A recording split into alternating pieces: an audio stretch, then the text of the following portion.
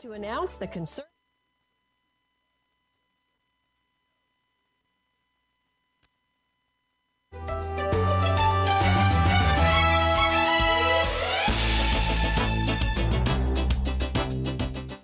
And a good morning to you here from the Conservative Watch Hour on WOCA 96.3 and 1370 AM. And we are delighted to wish everyone a wonderful, happy 4th of July on this MAGA Friday. Miss Ann Vandersteel of Steel Truth, my co-host. Ann, how are you today? I could not be better, Annie. Thank you so much. Happy 4th of July. Happy birthday, America. And thank you, President Trump, for celebrating in style. I hear he's on his way out to Mount Rushmore. He is indeed. He's heading out there with his lovely wife, our First Lady, Melania Trump, and they will be in South Dakota. And that's going to be quite interesting because, Ann, they haven't had that 4th of July fireworks celebration in 10 years. I know. It's been 10 years since they've had it. So that's going to be really quite lovely. It certainly is. It certainly is. Well, Annie, a lot of headlines today, right? Ghislaine Maxwell being arrested, and did you know that she has turned down a bond offer? Sounds like she's looking for federal protection and probably is going to be talking and naming names. That seems to be all the scuttlebutt. Yeah, no doubt. Yeah, they did deny her bail bond, no bond. I just hope they keep her alive, for God's sake, and not that she winds up committing suicide. Imagine that. Yeah, I know. And they're even talking about putting her in the same facility that Jeffrey Epstein was in. This is just amazing, absolutely amazing. So, Annie, we have an incredible guest on today that it's actually kind of God works in mysterious ways. I reached out to John Paul Rice, who was my guest on my show, Steel Truth, last night. And I wanted him to come on, and there was I had a reason, but I didn't know the timing was going to be so prophetic. Because, as far as the audience is concerned, they should really know John Paul Rice. He's actually from Florida. He's from a pretty good-sized family. He had, 3 other siblings. But he got into the film business and became, after getting a stint, I should say, into some of the bigger names, he decided to go into the independent filmmaking business and became very successful. And one of the most beautiful films, an incredible film, but it's disturbing all at the same time, is a film he put out last year called A Child's Voice.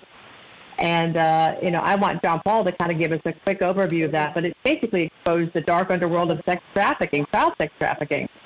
And, sadly, this is the reality that the world is waking up to. And as the headlines with Ghislaine Maxwell come forward, and, of course, Jeffrey Epstein, we're now going to find just how prolific it was in our elite community, the names that are very popular worldwide. And this is going to be a scandal that keeps unfolding. And this is sort of that red pill that America has to swallow and realize this is why President Trump was elected, to save the children. And it's a headline that never gets reported.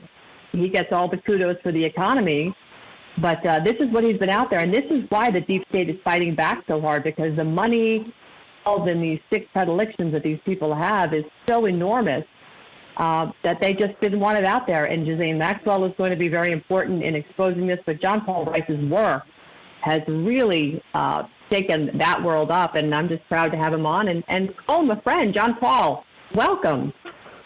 Hey, Ann. It's a pleasure to be on with you today, and thank you guys for inviting me on. Absolutely.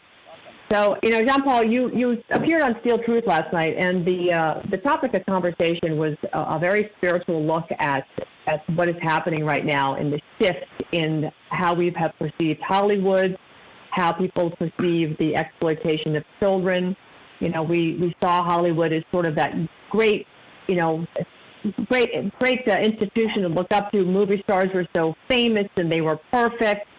But, what we're learning now is they're nothing but a bunch of pre-programmed robots for the most part.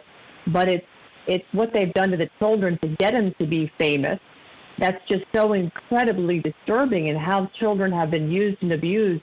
But it's a culture that it goes outside of Hollywood. It's pervasive everywhere is what we're finding out. And this is the awakening that America has to, unfortunately, go through. We're ripping that Band-Aid off of a festering wound. and disinfecting with sunlight. Talk to us about your journey into this.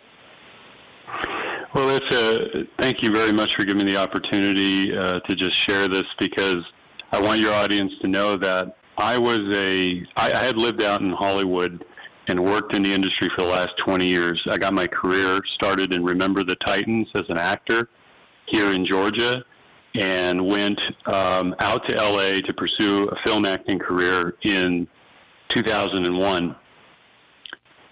And along the way in my journey is both personal and professional, but it all came to a head in 2016 and into 2017 with the election of Donald Trump, for which I would say blew a hole through my reality. Because even though I knew how horrible Clinton was, I didn't know the depth of how horrible she was. I just knew how horrible she was as a candidate, how she and the mainstream media had smeared Bernie Sanders and the people that were supporting him. Irregardless of the socialist, communist aspect of it, most of the people in 2016 were unaware of those facts, and they were just seeing a genteel, honest man in front of them, for which they had, they didn't expect that he was going to surge, much like Trump. And so I kind of bought all the lies from the mainstream media about Trump. I didn't really look into him. And so upon the night in which he was elected, I knew that they were going to have to rig it for her in order for her to win. I just knew that because I'd seen what they had done during the Democrat primary, for which she probably only garnered about 30% of the vote. That aside, I went on a journey to learn about the history of the United States, the true history that I had learned in little pieces here and there along the way from 9/11 to now. But I went back in time. I started looking at Clinton, Bush, the Bush family, the Clinton family, not just all of the gory details, but the major events in history that had occurred, and watching this populist movement, this populist wave, come through our politic all the way up to JFK, and then kind of was subdued for a while until it hit with Reagan, and then again with Perot, actually. He was the anomaly in 92, standing up there against these two monsters.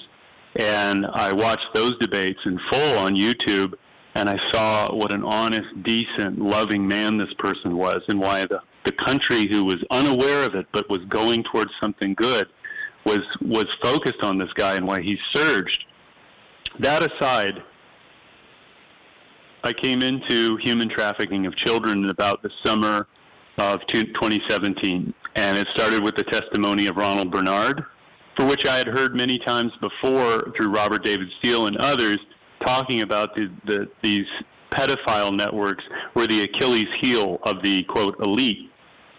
And when I heard Ronald Bernard's testimony, I immediately saw an authentic human being. This is a former banker at the highest levels who talked about all the wars, all the poverty, all the starvation, through the institutions of power, from Geneva on out, and through all governments.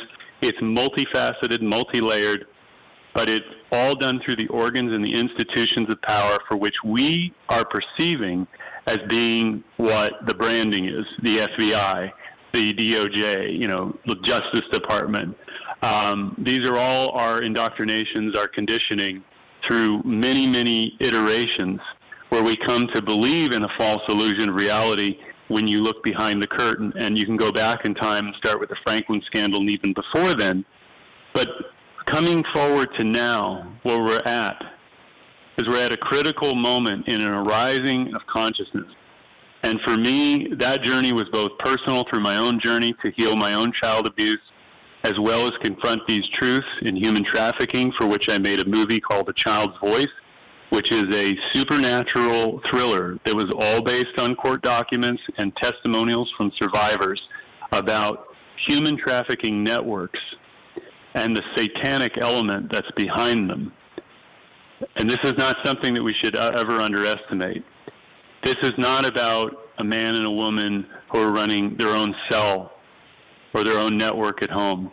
These are people at the highest levels. You can go back and look at DynCorp and the testimony that was given by Rumsfeld. This was when he was grilled 15 years ago. and they found out that they were doing human trafficking overseas as a profitable business. What they were doing is they were actually making money off of the selling of these children to the highest bidders. And this is how they were funding many of their dark black budget programs behind the scenes and off the books. So when I learned all of this and I contemplated it for 2 years through the journey of making this movie, and the movie that I made, and I want to be very clear because a lot of people get scared about this stuff, and I totally understand it, but I wanted to make a movie that was about the kindest way that I could show this film, in that it was two people on the outside, a homeless, heroin-addicted teen and a girl, an immigrant girl who was getting beaten up by her boyfriend who had started selling kids. The two of them were brought together by the spirit of a child who had been sacrificed under one of these satanic rituals. And they brought these two people, these two very flawed people together, who found love through the honesty of expression and a road to redemption through unconditional love and forgiveness, for which they had the courage to stand up at the end and say, I will help you. And for me, that was a beautiful journey into art, but it was also confrontation of deeper meanings about what are we when you take this equation on one side of it and look at how these people behind the curtain operate and what they believe, and dark gods that they worship and channel into their bodies, and what they do to children that is beyond comprehension for the majority of human beings to even conceive of, for which we love our kids, as flawed as we are. Most of us love our children, and they're born with this beauty and this joy in them. How can you possibly do this to kids? And Hollywood is one expression of that, of many.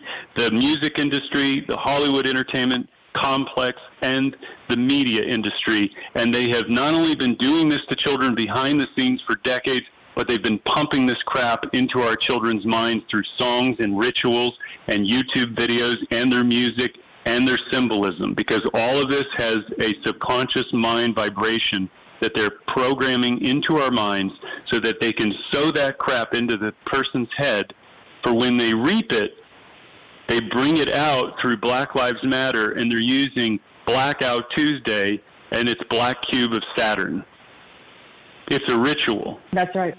With true believers in front of it, a face that gives it, this purpose and this emotion, and it's to draw this negative energy out in people under the guise of compassion. So my journey through all of this brought me back to Jesus. It brought me back to the creator of heaven and earth, and to understand that all of us are born from a creator of heaven and earth. All 7.8 billion of us on this planet come from a divine power of light that we have been subdued and culled for centuries and millennia. And it's time that human beings take their birthright back, rise up in love, together in unity, and kick these monsters out of the temple. John Paul, Yes. how do we as a society, because there's going to be a lot of people that are going to start to hear this, and they're going to see the list of Epstein's flight logs, and there's some pretty, powerful people that are on these lists, and it's going to start to come out that they have been involved in these atrocities against children and crimes against humanity. Obviously, there was a footnote in I.G. Horowitz's Clinton email investigation in his report, and it talks about the Clinton Foundation and crimes against children. Do you think that mainstream America is ready to digest this? I can't use the word embrace. Digest what's actually been happening for some time. I mean, we grew up in the milk carton generation. I know you remember missing children on the back of milk cartons. But we just thought they went missing, and it was probably some horrible ending. Not that they were being used in such a horrific fashion, and including torture along the way and being trafficked. We didn't understand what any of this was 30, 40 years ago. But now what we're going to learn is just beyond comprehension. Like you said, children are nothing but they're God's child. We're all God's children, but they're pure joy and love. They don't know anything more. and to be subjected to this. How do you think the country is going to accept and heal? How do we heal from this? Well, I have kind of look at it in different ways. One, I want to address, like, for example, when people deny this and say it's a conspiracy theory, I understand it completely. And I think that we need, instead of, no, you're wrong, and cut them off, look at why they're saying they don't believe it, because they cannot conceive that this would ever potentially be done to children or happen. That is a win for humanity. Those are people that are going to need our love and care, because if we were to pull back the curtain and show everything, I'm talking about everything, and not being a choice. I'm saying reveal it all of the ugliness and the horror of the world that's been going on while they've divided us up and put a nice face on everything.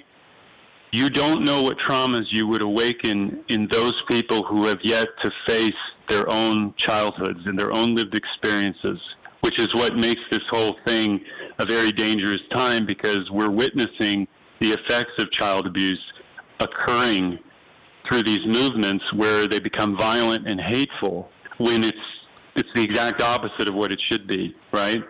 It should be about unity, not censorship. It should be about all voices coming together to make a solution, not cutting people out of the debate. So this is where we stand, is we have to cut through the BS of the divide and conquer between taking a side and going straight for the truth and speaking that truth to people. But understanding that not everybody's going to listen. And what Acts says is, when Christ said, go out and speak the word and the truth for those who wish to hear it. If they don't wish to hear it, dust your shoes off and move on down the road. We don't need more contention, more fighting in an egoic sense of, like, I'm right and you're wrong, or us versus them, and do exactly the same thing that these people message to everybody else under the guise of virtue and compassion and so on and so forth. So I think where we're headed is a phased approach, which is, we have to get past the fact that these girls were trafficked as young as 14, as they have put in that disclosure.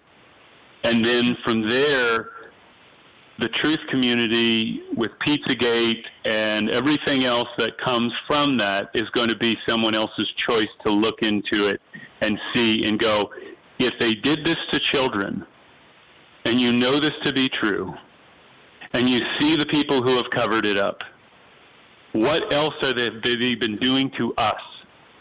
Exactly. Now, all the bad news is out there. It's abundant. But this is what I want to make fundamentally clear. In the face of that darkness rises the light. It must.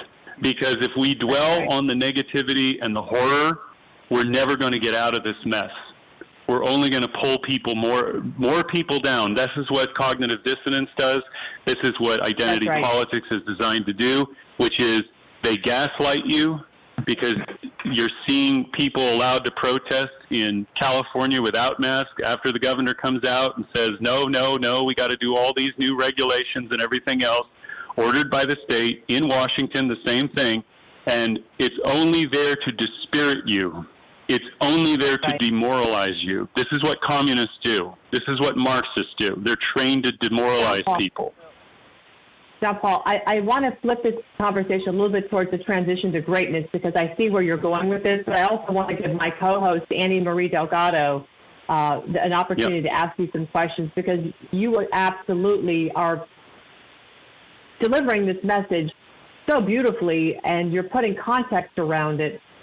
But there is light, like you said, at the end of the tunnel. So, Annie, in terms of transition to greatness, what do you have for John Paul? Can you hear me? Yes, ma'am. Yeah. Okay. A couple of things. First that I want to touch base on is, you mentioned the milk carton. I had the privilege and honor of personally knowing and working with Victor Farris. Victor Farris was the gentleman that invented that milk carton and put the missing children on that 40-some-odd years ago. And I can tell you, back then, he was telling me about the fact that these kids are purposely being kidnapped, abducted, and used as sex slaves. That's how far back this goes. It goes back way further than that. But more importantly is when you look at Macaulay, remember the kid from that television show Home Alone? Macaulay Culkin or something like that? Macaulay Culkin. That young man, yes, he spoke about how he indeed was part of this ring where they took these children. When you look at the Britney Spears of the world, the Justin Bieber's of the world, these kids are all messed up that grew up in that industry. Michael Jackson, for God's sake. This is not new, but what's happening now, by the grace of God, first and foremost, because, Ann, you used the word, it was a prophecy, prophetic, that this gentleman that is with us here today, and we thank you again, sir, it's not just that. It is God's will. This is God's hand at work right now through everything that he's using President Trump to expose. This is why they want to take out this president as desperately as they are, and the actions that they are taking at any way, shape, or form. They need to stop him because he is stopping those people. He's putting an end to this. He's exposing them from all different levels. And when you, sir, said that you realized when Mr. Trump was elected that there was something to this man and that you found Jesus, well, God never makes mistakes. And yes, indeed, he's anointed. And yes, indeed, he's going to expose. And this is all the more reason why we do have to come together as a nation. And as horrible as it is to hear this stuff and wrap your head around it, we must open our eyes, and we must be that light that fights back this evil that it's so dark across this nation. And these are some of the reasons why. And I want to tell you that we'll be coming up on a break here soon, commercial break. But I'd like to continue on with this gentleman because there are a few things that really do need to be discussed here. When I see, let's just look back at Michael Jackson, for God's sake, and that little happy playland that he had. This stuff has been going on for so long, and this evil must stop. It must stop. But we must be able to open our eyes, and as much as it hurts our heart, and you're right, Mr. Rice, let me say something to you. Many people don't want to see because what they're going to see is their own pain that they went through and they have blocked and they have suppressed. Yes. When they were little, escaped it, but nonetheless has a lifelong effect. So it's hard for them to face their own reality. But this must come forward, and this must be exposed. And I think right now, if we, or the powers to be, I would say, are able to keep this Maxwell woman with the Jeffrey Epstein alive enough to talk, it is going to be so damning. That's why they had to, because if anyone thinks that Jeffrey Epstein committed suicide, I have a bridge in Brooklyn I want to sell you now. We all know that is, really. Don't think so. So if they're able to keep this woman alive, I think it's going to be so damning for these elites that participate and have participated for many, many, many years. And they will be exposed because this is what God does and God wants. And we are here to do God's will and God's work. I'm coming Absolutely. Up on a commercial break here. So, sir, would you be so kind to stay with us after the commercial break for just a few more questions? Absolutely, yes. Fantastic. And after that, we've got some additional great updates and issues that we're going to be discussing. So delighted that we have this gentleman here. And with that, we'll be right back after this commercial break.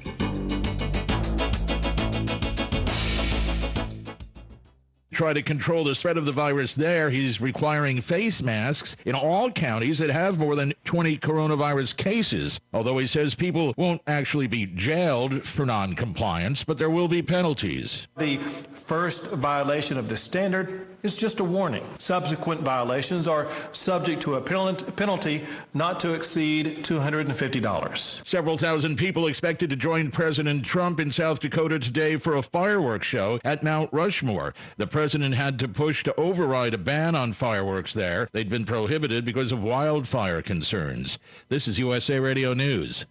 Did you see President Trump's latest tweet? He says the new book Blitz is hot and urges you to read it. Trump calls David Horowitz a great author. Get Blitz. It's already a #1 Amazon bestseller. In Blitz, David Horowitz warns about Antifa and makes stunning predictions about Trump in the coming months. They will shock you. Blitz also reveals the secret billionaires out to stop Trump. Mike Huckabee says if every American reads this book, Trump will win. Mark Levin says Blitz is indispensable. Get Blitz at bookstores or check out the free offer from Newsmax and save $28. Just call 800-NEWSMAX. That's 800-NEWSMAX or go to blitz411.com. Blitz411.com. And don't forget to see David Horowitz on Newsmax TV all this week. Newsmax is America's fastest-growing cable channel. Now on DirecTV, Xfinity, Dish, Spectrum, Optimum, Cox, Fios, Uverse, Suddenlink, Mediacom, WOW, and more. Just check your cable guide. And get Blitz today at bookstores or 800-NEWSMAX. Hewitt for the circle ring made by bodymetrics.com, BODI metrics.com, bodymetrics.com. It's now my companion every night when I go to sleep because it measures the quality of the sleep that I get, the oxygen in my body. It is not a diagnostic tool. It's an observational tool. It's one that I started using 2 weeks ago, and I'm very, very attached to. It gives you a baseline of your normal blood oxygen. It gives you a baseline of your pulse. During exercise, if you choose to wear it, and I do, it tells you how fast your heart is beating, and that's always very good to know if you're getting the kind of exercise you need. But what you're going to see with the circle ring, again at bodymetrics.com, is an observation of how healthy you are as measured by the amount of oxygen that you have in your body. If you got any kind of a respiratory problem, any kind of apnea, any COPD, asthma, you ought to be wearing and reading the output from this ring every day. Go and check it out. Bodymetrics.com, BODI metrics.com. It's changed the way I sleep. Now streaming on SalemNow.com is the brand new film Selfie Dad. Selfie Dad, a funny... Broadcasting from the Paddock Mall Studios, this is WOCA, Ocala, Gainesville, The Villages, 1370 AM, 96.3 FM, The Source. Some sunshine with a shower or a thunderstorm around this afternoon. High 90 to 94. Cloudy with a couple of showers and a thunderstorm tonight. Low 73 to 77. For the 4th of July, tomorrow, a mix of clouds and sunshine with a couple of showers and a thunderstorm. Tomorrow's high 91 to 94. A shower or a thunderstorm on Sunday, high 89 to 91. From the Florida Weather Center, I'm Jonathan. Hi, this is Brittany from Mike Scott Plumbing. I wanted to take a moment to let you know that during these tough times, Mike Scott Plumbing is still here, ready to help you in every way we can. We know life doesn't just stop, and when it breaks, we know your plumbing doesn't just magically start working again. Mike Scott Plumbing is taking every precaution to ensure your safety by following and exceeding all the guidelines set forth by the CDC for COVID-19, as well as local districts. As an essential business, we are operating at full capacity to ensure we get your problem solved day, night, or weekends. We're all in this together. We hope you are all staying safe during these trying times. And remember, if water runs through it, we do it. 866-314-4443. Call day or night. That number again is 866-314-4443. Mike Scott Plumbing. WOCA. Veterans Helping Veterans USA. Call 352-433-2320. We help veterans and their families with limited financial assistance, counseling, employment referrals, and a food and clothing bank. You can help in making a huge difference in the veterans' lives we serve by donating food, clothing, household items, or direct financial assistance. All donations are tax deductible. Veterans Helping Veterans USA. 352-433-2320. Thank you for your attention, and God bless America.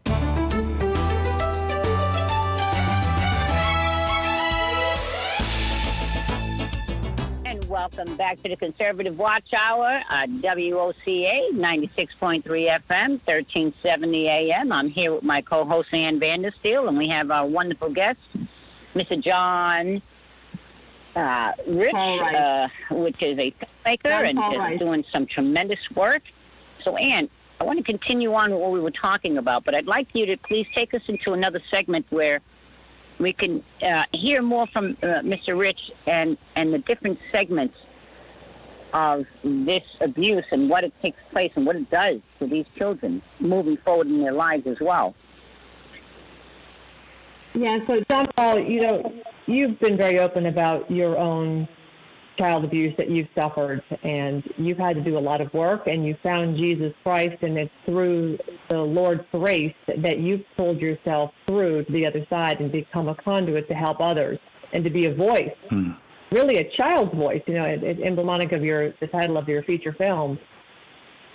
Talk to us a little bit about, that journey, what it was like for you, and when you realized that you needed to find something to help you, and how you were saved, because it's such a powerful story. Most children don't come out of that. They become first of the prey, then they become the predator, and the cycle repeats itself. So how did you break the cycle? Yeah. Well, going back to the beginning, my mother and father were both come from wealth.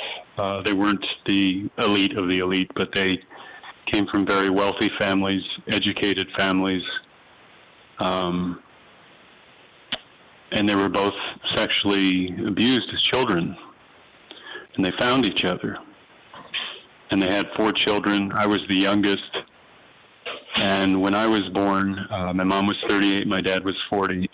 And the alcoholism was full-blown in both of them. My father raped me as a child, and when he was drinking.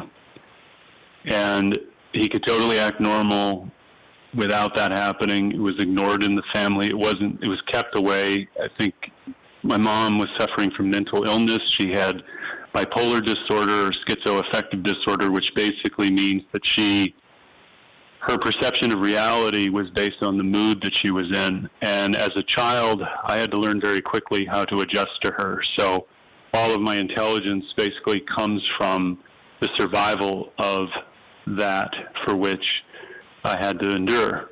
By the time I was 7, I was wanting to kill myself, and I tried to kill myself with poison. And I ended up in a mental institution for about 3 years, mental hospital. In there, I met girls who were 12 years old who were working as prostitutes on the street.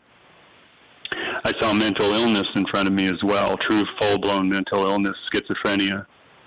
And what I didn't know at the time, of course, being a child, you don't know what's really going on, what's really happening to you, and most psychiatrists are not equipped to be able to deal with the reality when you have a parent in front of them who's in denial of their own issues and unaware of many things, and you have a psychiatrist that's trying to help this kid, but it's about, it's you parents had a divorce and you moved and all that. So I ended up going back into the hospital again at 13. And I always had high levels of anxiety. I performed terribly at school, although I was extremely intelligent and creative. And it wasn't until I moved away from my mom and finally got out of high school, went into college, and began to decide that I needed to get away from my family, and I went all the way out to L.A. My journey to heal was through a friend of mine who is still my friend to this day and a business partner. We both come from very troubled backgrounds, but both of us had a fairness in us because I was never cruel, but I always did things to myself, never got involved in drugs, thank God, but I would choose bad women. I would repeat the same thing, which was to try to rescue, to save, to be this boy that, could go through high levels of mania where I was brilliant and amazing and then completely feel worthless the next day for no reason other than I'm imitating that vibration and that reality that was in my subconscious as a child, because between 0 through 7, our brains are completely programmable, 100%. Anything that a child does in response to you is a reaction from, and most parents don't see that, plus whatever traumas they're unaware of, they're actually aggravating those traumas when the child is behaving in the way that parents trying to correct them. And we have enough troubles already, but it was a battle and it was a struggle to live. And it could have ended at any point. I saw how I could have drifted into prostitution. I saw how I could have been a drug addict. I saw how if I was meaner, I could have been a total narcissist and a sociopath if I had activated that at an early age. And I also worried that I could also suffer from schizophrenia because I was highly wired and I also did a lot of sugar. But those are minuscule in comparison to what the realities of the hell that a lot of people live through and don't have anyone. And so as I was progressing through this, I read through the books of Alice Miller, For Your Own Good, The Hidden Roots of Childhood Violence, which I should be recommended reading of every single human being on this planet. You will see the parallels of Hitler's childhood to what he carried out as the perfect psychopath. I read Drama of the Gifted Child, and I had a dream one day in reading one of these books. It wasn't a dream, it was a waking dream, if you will, called The Body Never Lies, and I came to a passage in it, and I saw an instant flash in my head of my dad being tied up as a younger man, beaten, and with a bandage around his neck. And I was standing over him with 2 electrodes ready to electrocute him to death. And that was in an instant that I had that flash, and I didn't run from it. I was scared, but I wasn't scared to face it. And this is where love comes in, whether you know it or not. That's what gives you the courage to take this on. Each one of us comes into this world, and we have our own cross to bear, but it's not a suffering that is eternal. It is for us to take up with Jesus, with Christ in us, and transcend and transmute that into something beautiful, back into the child that we were born to become. I didn't know that at this time, unaware as I stumbled forward, as I fell back. I kept aligning myself with Jesus, even though I was agnostic in my belief system, hoping that there was a God out there, but not knowing. And it wasn't until confronting all of this, of the human trafficking, for which I had many sleepless nights, but not so much of my trauma, but the contemplation of it. And then as things rolled forward and I saw more and learned more, there was a day where I did meditation, a 40-minute meditation on the energy centers, your chakras, whatever you want to call it. I'm not talking about New Age. I'm just talking about your energy centers, your root chakra all the way up to your crown. And I cried my eyes out for 30 minutes with joy, and there was this feeling that came through my body that had come alive unlike anything else I could describe to you, other than that blood flowed through my body, in my heart became beating and loving, and with warm feelings that came through in my heart, and I knew that I was breaking through. It was an unconscious thing, but it became conscious. And then I had a spiritual, what I would call in a word, a label, a spiritual experience that I cannot describe into words, but that has continued ever since that day forward. And it continues to grow and build. And I kept, every time I had doubt, I would ask God to show me a sign, not to give me something, just show me that I'm not going crazy. And I don't know how you've made it. It's amazing. No, but the truth is that it brought me back to my dad. And my dad died this year in January. But why I'm saying this is because I had to cry all these tears out, and I had to go back to those moments when I was a little boy, and I shrank down, and my body convulsed and felt pressure and pain in ways that I cannot describe to you, but it was that moment for which I was back at again, and I was ready for it. You don't force this upon yourself. You have to progress step at a time, layer by layer. You got to work these muscles up. But I summoned the courage to face it. I wanted to face it. I said, I don't want to live this way anymore. And I allowed myself to feel that trauma again come through. And man, it was like I had let it all go. And it led me back to my father, and seeing him this last Christmas.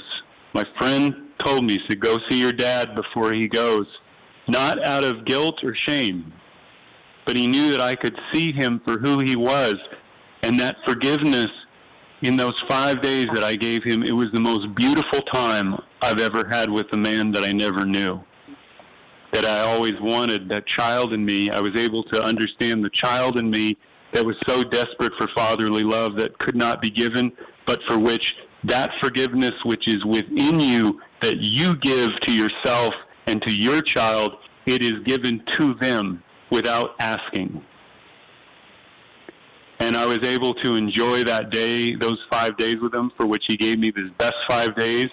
And when I left, I wept very hard because I knew that was the last time I may see him alive. And he literally the next day started going down, and within a week he was in the hospital, and within another week he was in hospice. But I was there for him for those last 3 days of his life. And when he died, he was in a coma. And I was holding on to him. He was completely lifeless. And I won't tell you everything that happened, but the moment I looked up at him, his eyes were wide open looking at me as he was dying. And it was the most beautiful thing to be able to see him, because I had gone through this process and I had seen my suffering was his suffering was my suffering, and we were both looking at each other as the eternal spirit that is in each of us in the human form, giving love and comfort at the end. And to me, that it wasn't about me at that point. It wasn't about him at that point. It was about whatever that energy or that beauty was that was emanating from within him and me. And I did this for myself, but I also did it for him too. You know, that's the decision that, obviously, you remember the phone call we had last night after the show, and we talked about how you can be the most horrible person on the planet. You can be some of the, devil-worshipping satanic pedophiles, but when it's your time is up and it's time to meet your maker, you can still ask for forgiveness. And I think what I'm hearing you say, John Paul, is at that moment, that exchange you had with your father, that look, that was probably him asking for forgiveness to be saved. And he had made a choice. And I think you helped him make that choice when you went to see him before he left for the hospital and hospice.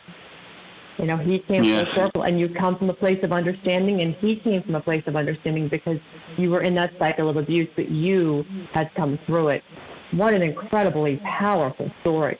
And this is where America is right now. We are on the precipice of making that choice. Who do we want to be as a country? Do we want to be a country where we protect the unborn, where we love and protect our children because they're our most precious asset, they are our future?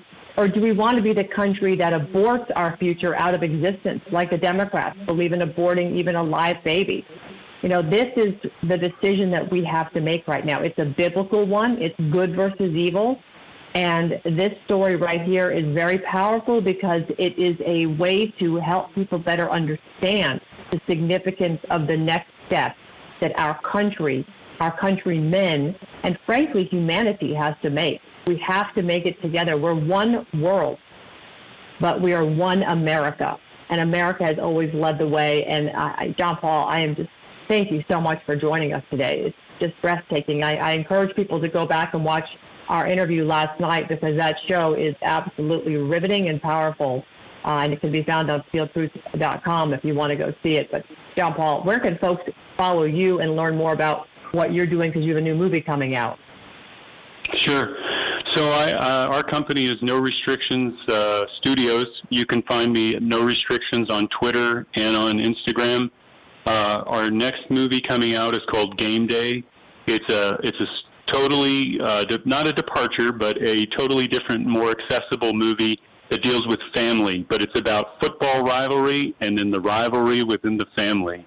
And it's about who will win. But it's more importantly, it's about when you lose, what is your response and what do you do?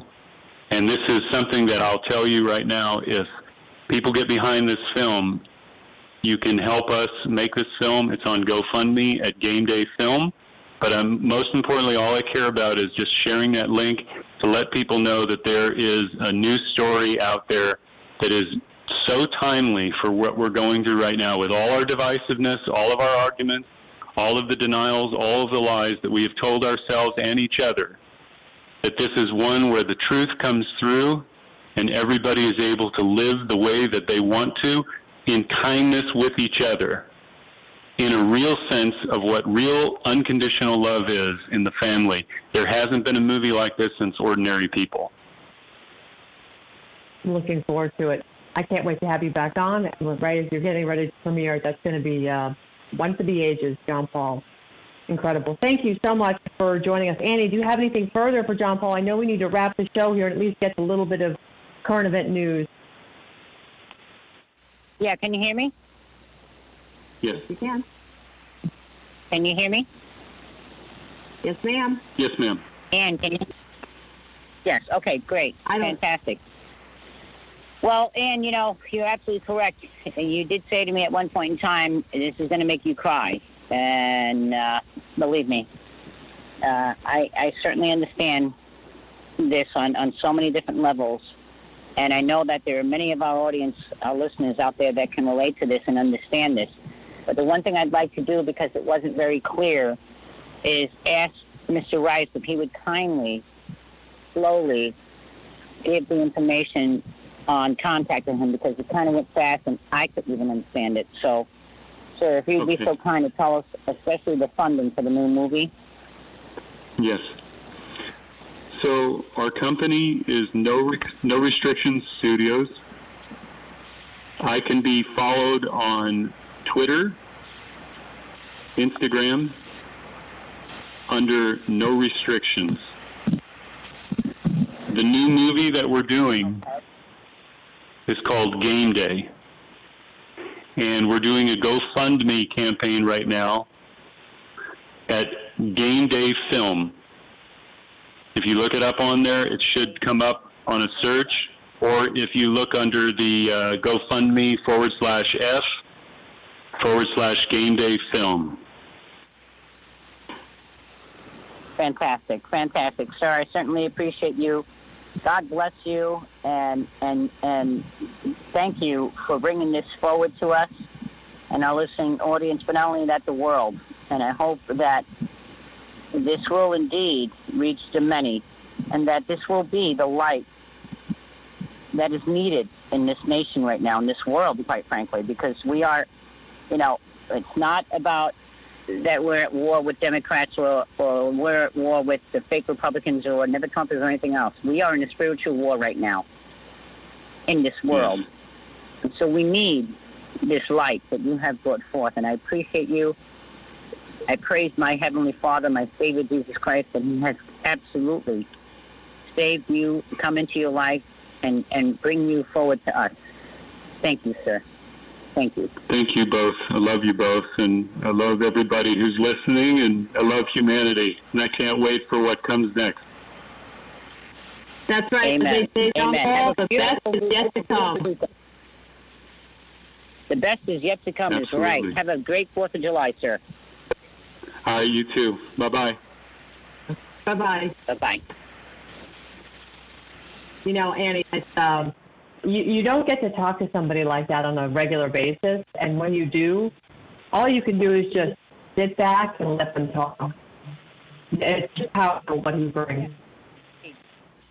Indeed it is. And as I said, having gone through this and adopting children myself and knowing the challenges that I was taking on to begin with and the struggles that it presents, it is just beyond belief, because as you very well know, I can relate to everything that he just said, from taking that child from one mental hospital to another and on and the suicide attempts and all of that stuff. And, that's all Satan. And Satan's on a rampage, and we got to fight this evil back as a nation, as humanity, to save these children, not just these children, because every adult has a child in them. We have a mutual friend, and that on another radio show, that often says that the little boy in him. And then I often wonder why this person reacts. One day he's okay, the next day he's not. Well, that's all part of it. That's all part of it. That bipolar, and he talked about the sociopaths. I often speak about the sociopaths. There are so many out there, it is beyond belief. They are totally different than psychopaths. Psychopaths are the Jeffrey Dahmers of the world. They do their own killing and their own eating. Sociopaths cluster, and they harm people with their lives, with their stories, with their, and they believe their own lies. You see, these people are very dangerous. And they're out there. They are. In abundance. Mental health we need those long-term country. Mental hospitals opened up. That's right. No, we do. And when they shut them down, we put millions of people on the streets that had nowhere to go and get help. And they've been procreating. And we have a real mental health crisis in this country. I remember when President Trump uttered the word red flag laws after the Parkland shooting. And frankly, it wasn't because he wanted to implement gun restrictions. He wanted to really call attention to the issue and get people to start talking about it. And what finally surfaced is that we have a real mental health crisis in this country. And again, Obamacare did nothing to help with that. And President Trump is bound and determined this time to go ahead and fix our healthcare system. Defunding the individual mandate was a big deal, but we have more work to do. We've got to get competition opened up across state lines and address these issues. I know we only have about a couple minutes left here, Annie. Do you want to run through any of the headline news? I mean, obviously, NASDAQ hitting its 23rd record close of the year is big news. Other exchanges worldwide, the economy is on a rocket ship trajectory. Coronavirus, while the media wants us to believe is going to be the end of the world, and they're threatening second and third waves of this thing, President Trump is standing firm, saying he's not shutting the country down again. So, I think the left is doing everything they can to turn a virus which now has a case fatality rate of less than 1%, because we're testing and finding out this virus is in so many people they never knew they had it. Just like we're all walking around with viruses on us that we don't know we have, that it's become a nothing, I don't know if it's a nothing burger, but I think the states that saw the worst cases were obviously the ones where the governors intentionally put coronavirus in nursing homes and killed elderly populations who'd be susceptible to the common cold. So we've got to continue to shine a light on the reality of what it is and not fall victim to the fake news about it. And President Trump's working hard on that. And the truth of it is the fact that this is what's very troubling right now, in the sense of where you have counties which they make up their own public policy. Some counties have mandated you must wear masks, and if you don't, you'll get a $500 fine, and if not, you can get 180 days in jail. Are you kidding me? This is ridiculous, because it's been proven over and over. The mask actually does nothing to prevent you from getting the China virus or any other flu as what it is. But what it does do by wearing that mask, especially if you wear it all day long, is that you are poisoning your own body. So now what we're seeing, because no one's dying from this anymore, we have plenty of medication that takes care of it relatively quickly. But what we're seeing is folks that are poisoning themselves. So this that part of it is pretty asinine that people, counties and county officials are doing it. But if we look at it again, it's in the Democrat counties that they're doing that. So with that being said, look, be smart, people. Inform yourselves. inform yourself. When you have Dr. Fauci said the mask makes no difference whatsoever. It's not going to stop you from getting it or giving it to someone else, but it will harm you. So with that, and we are on our last minute here, I want to thank you, dear lady, for bringing that amazing gentleman on. And folks, I want to remind you all, we have Ann Vandersteel with us from Steel Truth. You can go to steeltruth.com and see the rest of the story, so to speak, from Mr. Rice. We will be back here next week. We wish everyone a wonderful and safe 4th of July. And what I can say is that go Trump. That's how I want to end it. That's Go right. Trump. Happy Independence Day, America. Happy 4th of July.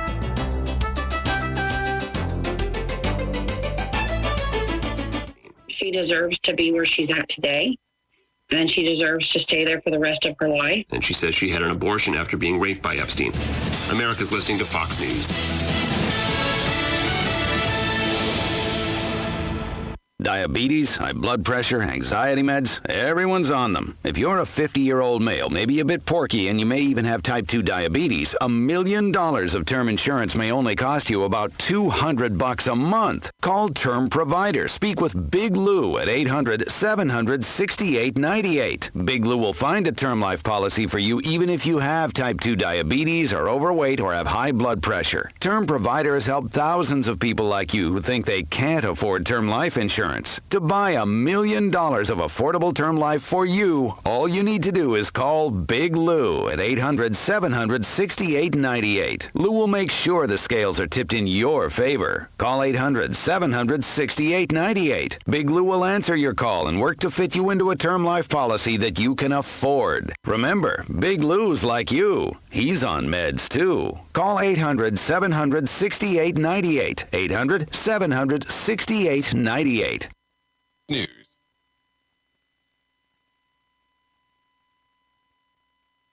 WOCA. Prescription opioids can be addictive and dangerous. My son was 20 years old when he was prescribed opioid. It took him 5 days to get addicted. I'm not supposed to be the one to go get his suit and tie and pick which sneakers that I'm going to bury him in. My son overdosed at the age of 22 years old. Prescription opioids. It only takes a little to lose a lot. Visit cdc.gov/RX awareness. Brought to you by the Department of Health in Marion County and Ocala Fire Rescue. Oh, hey, Grandpa. Oh, hey, Grandpa. Hey, Grandpa. Yes, buddy? Can you take me fishing this weekend? I'd love to. Have you noticed a change in your hearing over the years? Missing the little things in life? Visit Beneficial Hearing in Ocala today. Their expert team of audiologists will make sure you never miss a moment. Call Beneficial Hearing today at 352-629-4418 or visit them online, beneficialhearing.com. Hey, folks. Bob Wine's Camellia Gardens in Ocala. Now, you get a sneak peek when you go to Bob